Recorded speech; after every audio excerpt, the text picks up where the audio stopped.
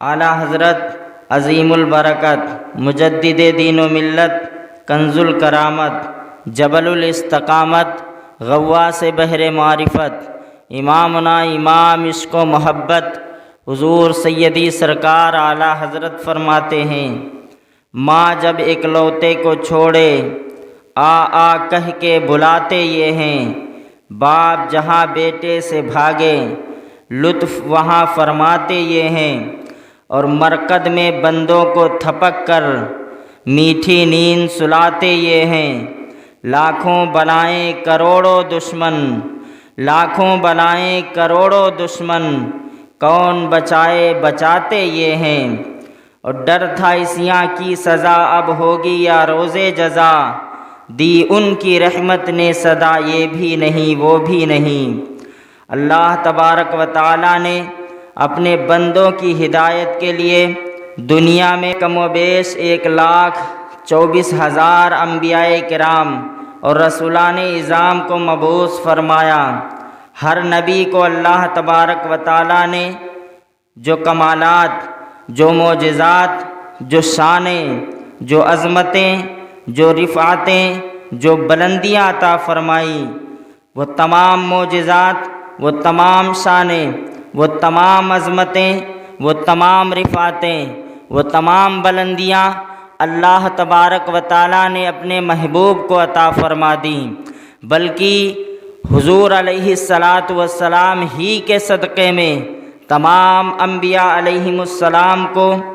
تمام معجزات، شانیں اور عظمتیں عطا فرمائی گئیں۔ حضور علیہ السلام کی رحمت للعالمین تو ملاحظہ کریں، یعنی رب تبارک و تعالی جس کا رب ہے اس کے محبوب صلی اللہ علیہ وآلہ وسلم اس کے لیے رحمت ہے۔ حضرات، ہم سنی مسلمانوں اور مومنین ہی پر آقائے کریم صلی اللہ علیہ وسلم کی رحمت محدود نہیں ہے، بلکہ عالم کی ہر شے پر اور کفار و مشرکین پر بھی مصطفیٰ جان رحمت صلی اللہ علیہ وسلم کی رحمت ہے۔ رحمت رسول پاک کی ہر شے پر عام ہے، ہر گل میں، ہر شجر میں محمد کا نام ہے۔ حضرات گرامی، آپ ذرا توجہ کیجئے گا، اگلی امتوں پر ان کی بدعمالیوں کی وجہ سے دنیا ہی میں ان پر عذاب آ جاتا تھا اور وہ برباد کر دیے جاتے تھے۔ قوم عاد کو ہوا اڑا کر کے لے گئی، قوم سمود زلزلے سے برباد کر دی گئی، قوم لوط کی بستیاں الٹ پلٹ کر دی گئیں، قوم نوح طوفان میں غرق کر دی گئی، نبی علیہم السلام کے مجرمین خنزیر اور بندر بنا کر کے ہلاک کر دیے گئے۔ مگر اے ایمان والو، آؤ اور اپنے آقا کریم صلی اللہ علیہ وآلہ وسلم کی رحمت کا جلوہ دیکھو۔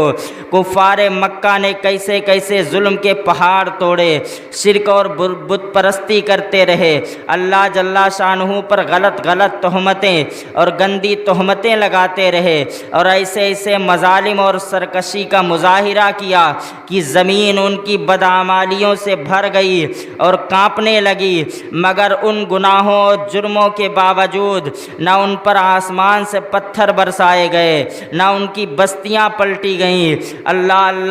نہ ان کی صورتیں مسخ ہوئیں، بلکہ حد تو یہ ہو گئی کہ کفار مکہ دعا مانگا کرتے تھے، ابو جہل، ابو لہب وغیرہ دعا کیا کرتے تھے، یا اللہ اگر واقعی قرآن سچا ہے، اگر واقعی دین حق سچا ہے تو ہم پر آسمان سے عذاب نازل کر دے، ہم پر پتھر برسا دے۔ تو اللہ تبارک و تعالیٰ کا ارشاد ہوا، وما کان اللہ لیعذبہم وانت فیہم،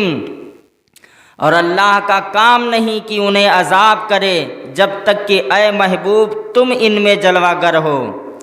جب تک کہ اے محبوب تم ان میں جلوہ گر ہو۔ یعنی عذاب اس وجہ سے نہیں آئے گا کہ مصطفیٰ کریم صلی اللہ علیہ وسلم ہم میں جلوہ گر ہیں۔ آج بھی ہمارے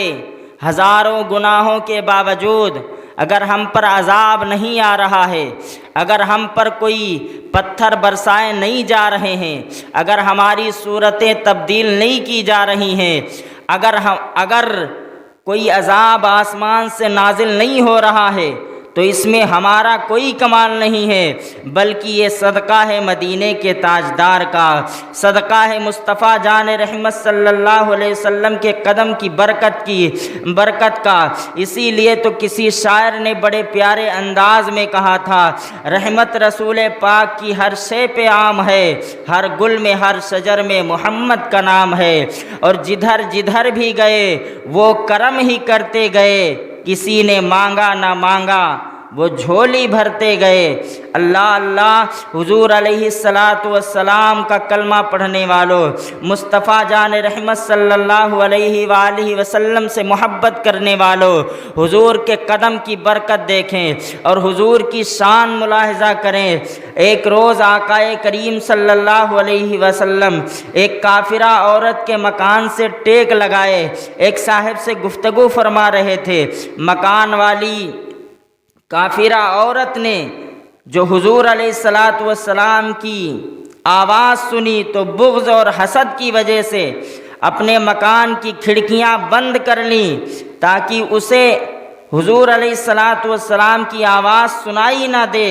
ادھر جبریل بارگاہ کرم میں حاضر ہوئے اور عرض کیا کہ آپ جس مکان کی دیوار سے ٹیک لگائے کھڑے ہیں یہ ایک کافرہ عورت کا مکان ہے، اور اس مکان میں رہنے والی کافرہ عورت نے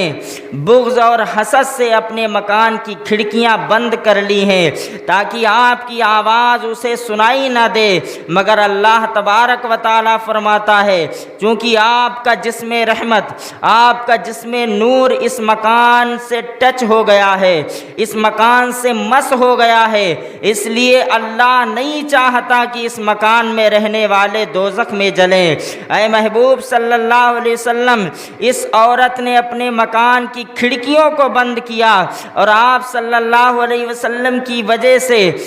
اللہ رب العزت نے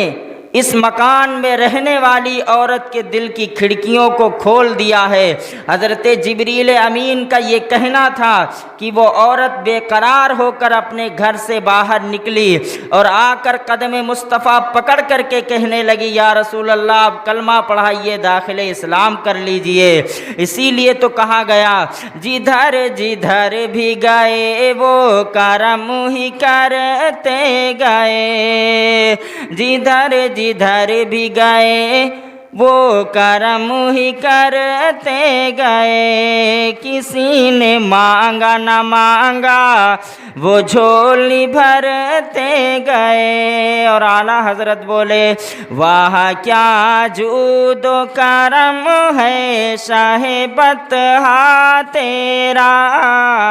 واہ کیا جود و کرم ہے شاہ بطحہ تیرا،